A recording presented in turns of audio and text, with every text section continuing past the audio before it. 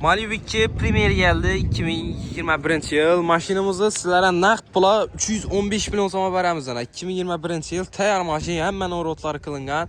Pakalina propan gazları var, 64 bin kilometre yürüyen, krasi absolut radon, yeserinde eskane defekt yok.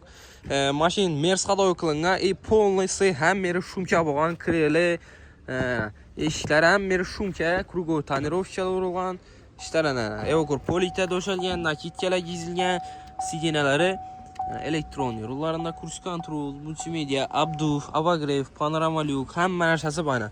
2021 yıl tayyor Malibu 2 Premier'ine.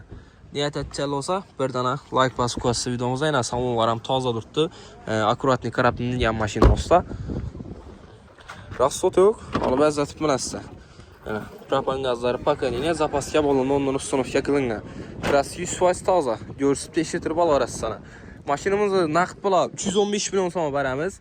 Avtokredit aladığım bolsanız da 92 milyon som bilan avtokredit çıkadı. Pilus'un tarifskaya klasla 7 milyon 200 bin somdan 5 yıla aylık to'lovni. Qiziquvchilar bo'lsa kelib olaverasizlar, qo'shib avtomarketda sotib olib qo'yildi. Hamma bu narsalarimiz shuning mashinalarni paketidan olib nasib etsin. Kelib olaverasizlar.